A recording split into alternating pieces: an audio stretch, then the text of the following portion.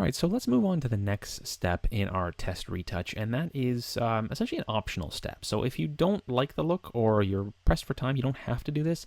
I find that it just gives the image a little bit more polish while still keeping it natural. So what we're going to be doing is doing an express dodge and burn on this. So we're going to be really quickly just blasting through dodging and burning just to, make some of the areas that feel a little bit patchy look a little smoother, and then add just a tiny bit of depth. So we're not going to want to spend more than about 5 minutes on this, and we're going to be covering dodging and burning in great detail as we go through the portrait, editorial, and beauty sections. So I'm not going to provide you with a ton of theory here. We're going to touch on just the stuff that really matters at this stage, and then I can assure you we're going to be covering it in a lot of detail as we go. So we're going to do this dodge and burn using a 50% gray layer. You can do it using curves as well, which is generally how I do my dodging and burning. We're also going to provide you with an action that will create a whole dodge and burn stack for you, which will just save you the trouble of creating it from scratch. But for now, we're going to do it the easy way, which is using a 50% gray layer, which will work perfectly fine for these purposes. So just create a new layer down here below and hit Shift F5, or if you're on a laptop, sometimes you have to hold down the function key, so function Shift F5. It will bring up this fill dialog, and just make sure that in use you pick 50% gray. That's going to fill your layer there. Then we're going to go into soft light as our blend mode. So don't keep it in normal, keep it as soft light. You can use overlay as well, but overlay tends to be a little too intense. So I prefer to use soft light for this. And we're going to be doing two things essentially. We're going to be painting in black or white. So any areas we paint white, it's going to lighten that area. Any area we paint black, it's going to darken that area. So again, you can use the X key to toggle in between white and black. And if you're not in white and black there, just hit D, which will reset the colors to white and black, and then just hit X to get to white and black. Another thing we're going to do, we're just going to go into our adjustment layers and pick a black and white adjustment layer. The reason we're going to do that is because generally when it comes to dodging and burning, you're only concerned with light and dark values. You're not really concerned about color. While there are slight color changes that happen, I'll give you a more in-depth explanation once we actually get into like editorial looks and beauty looks. But for the most part, we're really only concerned with light and dark. So that's all I'm going to say at this point, and we're going to dive into it a little bit more later. Now, if you want to create more contrast, you can just slide the red slider back a little bit, and that will just bring out some of those, let's call them imperfections, I guess, out a little bit more. So we're going to stick to black and white because, again, we only care about light and dark. And of course, this black and white is not permanent. We're going to go back to color once we're done. But as far as your brush settings go, grab a brush and make sure that it is 0% hardness, nice soft brush at 1% flow. You can also do 1% opacity and 100% flow. It's up to you. I prefer to use flow for dodging and burning. So just make sure it's nice and light, and we're going to gradually build this effect up. So now, basically what we're going to do is we're just going to start brushing over areas that feel too dark. So if there's like a line under the eye or something like that, we can just dodge that right out. And again, we're not going to get super detailed with this here because most of this stuff, a lot of people won't be able to see it. And we also want to keep the image looking fairly natural. So it's just about adding a tiny bit of polish. So you can just see I'm painting in white in areas that feel a little bit like sort of dark patches to me.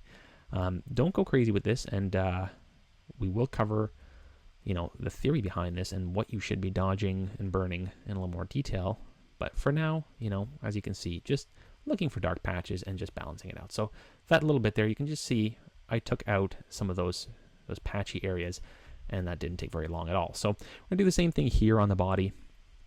Just going through anything that feels, a little too dark, we're just going to help that to transition a little bit better. And again, you don't have to spend a lot of time on this. Now, if we were in an editorial look, we see some of these like sort of slightly patchy areas in the legs. That's fairly common. In an editorial, unfortunately, we have to go through and fix that, and we'll do that through a combination of frequency separation and dodging and burning. But for now, for a test look, it is perfectly okay. So yeah, you don't have to deal with that kind of stuff because it does take a while. Now, if there's any patches that are particularly dark and that really kind of catch your eye and stand out, then take a little bit of time to fix them. But again, you don't have to concern yourself too much with it. All right, so that's about all I want to do as far as actually polishing the image. Now, the other thing that we will do with the actual dodge and burn is we're going to add a little bit of depth and dimension. So we're going to do that just by essentially working on the highlights and shadows that already exist. So I'm just going to punch them up a bit. So we're going to grab, increase the size of our brush. You can do that with the square bracket keys. So up and down, just using those keys. So we're going to size our brush to be about the same size as this highlight, and I'm just going to paint over it with a couple of quick strokes here. And then there's also a subtle highlight here that I'm just going to bring out a little bit. So just painting over that. And we want to back off a little bit here because, again, we're not really working close up. We want to see most of the image. So I'm just going to kind of build up some of the highlights that already exist there. And that's just going to help to add some depth to the legs and things of that nature. All right. So I'm just working on highlights right now. I'm painting in white.